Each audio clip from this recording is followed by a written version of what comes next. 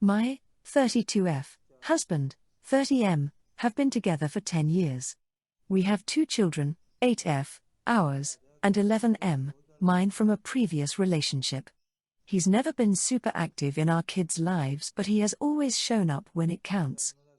This last few weeks he has started being more distant. He has been playing video games on his computer more often, like the time he gets home from work until 1 a.m. most days. We had a weekend of parades and events in town that the kids and I wanted to go to.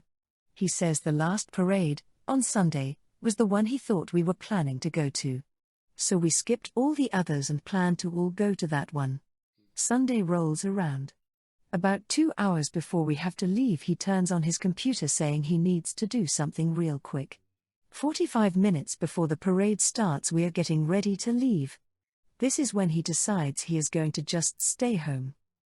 The kids and I went and had a great time together, and got lots of beads, toys, candy, and other things thrown out to the crowd. The kids didn't seem to show they had any care that it was just the 3 of us.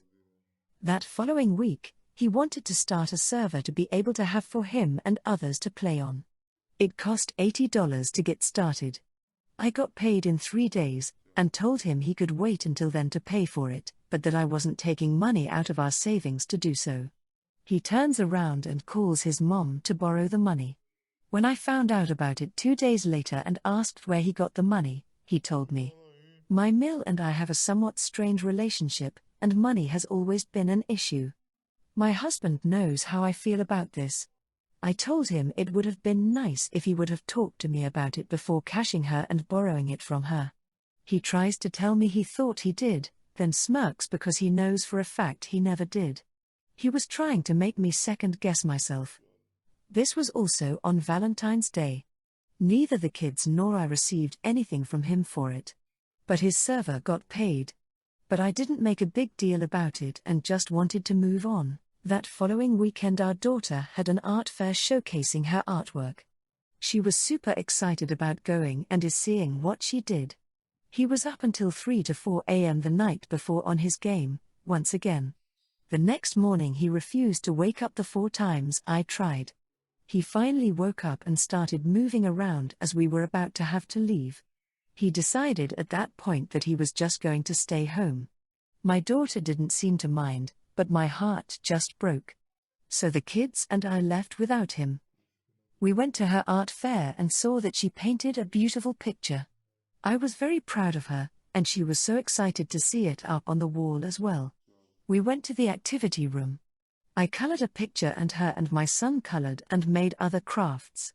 My daughter then says to me, "I'm kind of glad Dad didn't come. You're more fun when he's not around. And he's always so grumpy and rushes us." As if my heart wasn't hurt enough, it took all I had to not cry. Afterwards we went and got donuts from our favorite place downtown to celebrate her accomplishment. Something my husband wouldn't have been happy to do or done. We get home after about 3 hours and there he is, on his computer. He can tell I'm upset and asked what's wrong. I told him it was sad that he couldn't take 3 hours out of his day to make his daughter feel special and show up for her, and that when he wakes up one day alone, and the kids go no contact with him, to not be so surprised, and that he only has himself to blame. He laughed and said whatever and went back to playing. Comment 1, the day he wakes up alone should be tomorrow. If it doesn't shake some sense into him, make it permanent. YTA for showing your daughter that it's acceptable to tolerate this kind of treatment from a partner. Women have options now. We don't have to tolerate shitty men who take us for granted. That's the lesson you should be teaching your daughter. ETA, your son should also be learning this lesson. Please make sure he learns to respect women and treat them accordingly. Comment 2. NTA. But real talk? They might not be so keen on you when they turn 18 for forcing them to live with someone who is so disinterested in them and is a neglectful parent. I'm not saying jump straight to divorce. But you guys are in a marriage and parenting crisis here. It is already negatively affecting your children, and it is your duty as a mother to remove your kids from the situation if things don't improve. Sit down and have a serious talk with your husband. Ask what's changed in the last few weeks, though your daughter's comment 100% tells me he's been like this more than a few weeks. Tell him he needs to step up and become a good parent. If it doesn't go well, push for marriage counseling. And then if it all fails or goes nowhere, get your kids to a healthy house. Comment 3. NTA for what you said to him, but as others have said, you are to yourself for providing a bad role model to your daughter. I disagree with some others, though. I think while he is at work tomorrow you should pack his clothes and the server that is more important than his family, put it all outside and change the locks. Then make sure to separate your money and contact a divorce lawyer. It makes no sense for 3 of you to be uprooted. He can go live with his mommy. What happened? My daughter Brooke's birthday was on Friday, so we had a celebration at home. Everything was going well until it was time for singing. Brooke blew out the candles and her cousin Aria blew on the cake too. My sister-in-law and brother-in-law said oops and apologized. Aria obviously didn't understand. It was just an accident. But then Brooke turned it into a scene. She snapped at Aria, raising her voice and calling Aria a ducking brat. I immediately got firm and told Brooke to apologize. Brooke tried to argue that Aria ruined her birthday candles. I told Brooke that I don't care who you are or what day it is.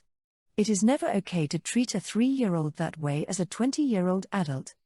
Brooke refused to apologize and stormed off. After everyone had left, I informed Brooke that because she refused to apologize for the way she acted towards her cousin, I was returning her purse, which was the main gift I had bought her. She also got a Stanley Cup, but I let her to keep it since it's something practical for school. Brooke tried arguing that she's too old for me to be confiscating her things and returning the purse was going too far. But I just told Brooke that I bought the purse with my own money and was free to do what I pleased with it. And if she wanted to act like a child, then she's going to get treated like one. Why I'm writing, my wife Kimberly said she is not going to rebuy the purse for Brooke, and she agreed Brooke was out of line for how she treated Aria during the birthday celebration. But Kim said that I should have more understanding for Brooke because of what's going on with Jessie. Jessie has been Brooke's best friend since they were in 4th grade. The problem is that Jessie recently got engaged and her fiancé is not a good guy. Brooke and Jessie's family staged an intervention to talk to Jessie, but Jessie is insistent on the marriage and has been talking to Brooke less and less. Of course, I understand that it is a heartbreaking situation and am sorry Brooke has to experience that with her friend. But what is happening with Jessie has nothing to do with the way Brooke treated Aria. If Brooke had snapped at Aria but immediately apologized after, then I could see how returning her purse could be seen as unfair. But I think Kimberly is being too lenient with our daughter, and Brooke needs to understand that going through a difficult situation is not an excuse to behave poorly towards others. Edited to answer a common question, my sister-in-law was holding Aria and keeping an eye on her during the birthday celebration. My brother-in-law was explaining to Aria why she can't blow on the candles on someone else's birthday. We were in the middle of correcting Aria when Brooke snapped at her. Comment 1. NTA. Hey, it sounds like you handled the situation with Brooke in a firm but fair way. She needs to understand that her actions have consequences, regardless of what she's going through with her friend Jessie. Returning the purse might seem harsh to Brooke, but it's a clear message that disrespectful behavior won't be tolerated, especially towards family members. Your wife Kimberly seems to agree with the decision too, so you're not alone in this. I was hoping Brooke would learn from this experience and understand the importance of treating others with kindness and respect, no matter what's happening in her personal life. Comment 2. Your daughter behaved very poorly, but the purse is not yours to return. It was given to Brooke. You are basically stealing from your adult daughter. As much as her behavior was poor, she is 20 years old and you cannot tell her to apologize. Maybe sit down and talk with her about what's going on. Comment 3. I'm going to disagree with everybody here. YTA, your daughter was definitely bang out of order, but WTH is this thing in the USA where you all think it's okay to take back gifts?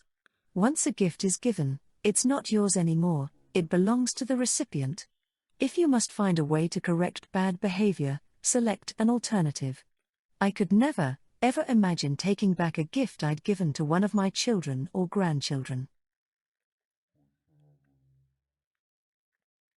A few years ago, my husband and I told our relatives that we wanted to buy a country house by the lake. In our country, almost everyone lives in apartments, so our families were very happy. My mother immediately decided that she wanted to arrange a vegetable garden in the yard of this house. My husband's sister said it would be a great place where she could take her children for the summer. My sister started fantasizing about family picnics. My husband's brother joked that it would be a good place to get drunk on weekends. We were both terrified. We didn't want any of this. We wanted to have a place where we could feel truly at home. Where we can rest. Where we can arrange everything to your taste. Where there will be peace and quiet, and not family squabbles. Where we can raise our future children. In the end, we decided to tell them that the deal had fallen through and there would be no house. After all, it's not even their business. We were the only ones buying the house, and it has nothing to do with them. We didn't have to tell them. We only told the truth to our best friends, whom we were sure would not spoil anything. The house is really beautiful, and my friends and I often go there on weekends. Well, 2 years have passed and my sister found out about the house by accident, because one of my friends posted a photo from there. Now our families are furious and call us greedy. Many of the relatives don't want to talk to us until we give them the address. My mom even asked for spare keys. This is exactly the hype that we tried so hard to avoid. I don't think we're a-holes, but my husband is starting to hesitate about what we should have done, so outside advice can help us. Comment 1. NTA. If they ask for the address or a spare key, tell them that is exactly why we didn't tell you. This is our house. And you try to make it your safe party zone. No. And only if you can accept our boundaries and that this is our home and not anything for you, you will not be invited or told anything more. Would also install cameras there. If they found a photo on social media, they might get the address via Google Street View or an old advertisement of the house, and then just think they could just drop by. Comment 2. Typically lying is not the best play, but it's absolutely wild that basically your whole family just assumed that they would have total access to your property just because you own a nice house. NTA, and I totally get why you'd lie about that. With family like that, who needs enemies? Comment 3. NTA. Really, the correct answer is to include you in the judgment because you all should have stood up to your families and set boundaries rather than lied. But, yeah, right. Given what you've written, I don't think that would have worked. And I don't think it will work now.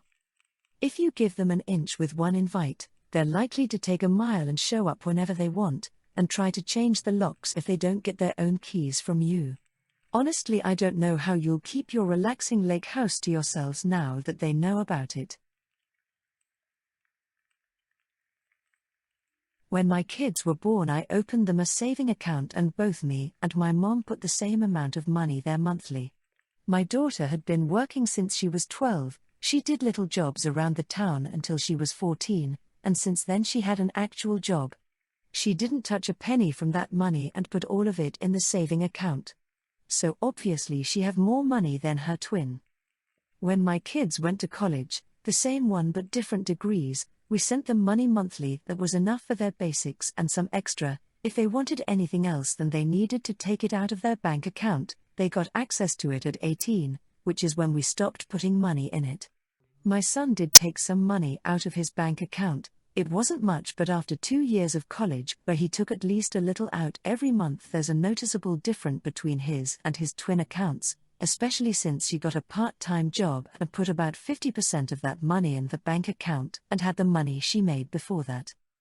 This weekend my kids were home from college. Their college is only 2 hours drive from us, so they're here most weekends, and we were at a family dinner at my mom's when my son heard my daughter talking with my brother about wanting to start investing, and he joked about how they have so much money anyway, so what does it matter now, and she jokes back that because of that mindset of his she have more money, He just made a sarcastic face and went back to his conversation. But when we went back home, he asked my daughter to see her bank account. She was obviously confused but showed it to him anyway, and he got very mad. He was yelling so many nonsense that I still don't even know what he said. But at the end he told me that I need to put the difference in his account since it's not fair that she have more money than him. My daughter looked at him like he was dumb and said that she added money from her job and never took any out, and that's why she have more than him. He yelled that he didn't care and that they should have the same amount. I told him that I can't afford to pay the difference, especially as I'm paying for their college, and that if he wants more money then he should work for it. He went red in the face and stormed to his room. He hasn't talked to any of us yet, and my daughter has told me that he won't even look at her, and that even his friends had noticed that something is wrong with him and came to ask her about it. I don't know what to do. I don't want him to distance himself from us and his friends because of this, but I can't and am not willing to pay the difference. His sister worked hard for that money and it's not fair for her if he will just get it. Comment 1. You don't know what to do? It's simple. Let him have his little tantrum and ignore it like you would for a toddler. You're already paying for his college and gave him the same amount as you gave your daughter. Your son needs to learn that life won't hand him everything. This is a good place to start. NTA. Comment 2. NTA. Stand firm. He does not get free money while his sister worked for it. If you need to tattoo it on his forehead, so be it. She worked hard for her money and he spent his. There is no way he should be rewarded for this behavior, and enabling it will hurt him in the long run. One small thing, you said I told him that I can't afford to pay the difference, especially as I'm paying for their college. This makes it sound like you'd pay if you could afford it. It validates his belief that he is entitled to the difference in their accounts. Also, not entirely relevant, but sounds like they have separate financial styles.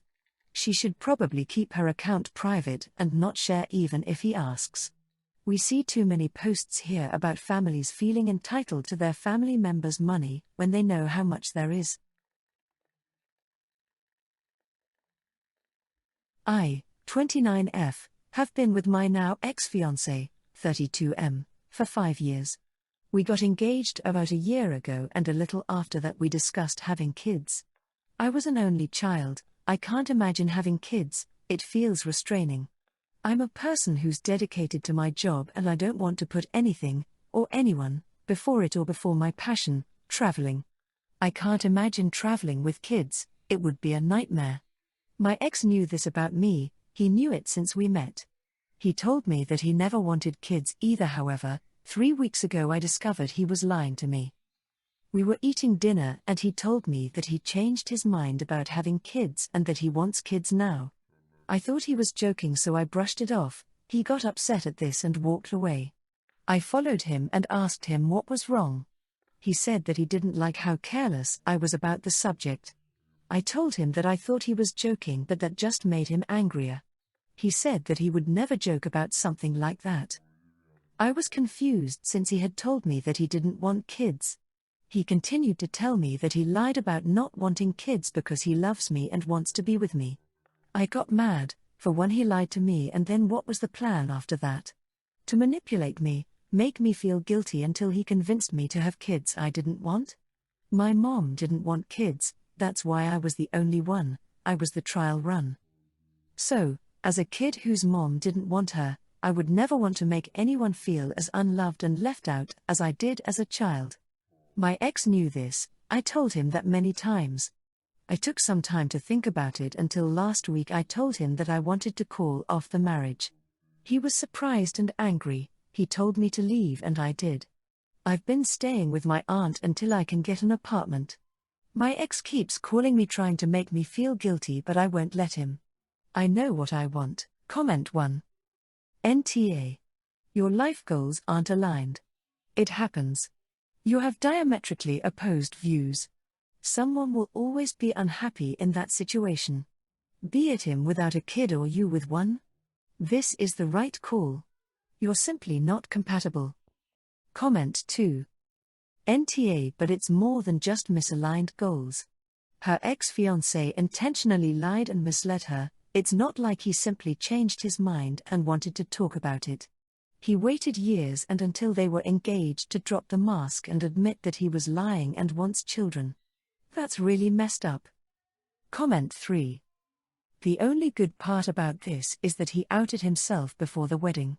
Him telling you he lied about the kids issue would make me wonder not only what kind of controlling/manipulative tactics he planned to use to push you to have kids, or possible attempts to baby trap you, but also what else he may have lied about. Good for you for leaving, OP. NTA.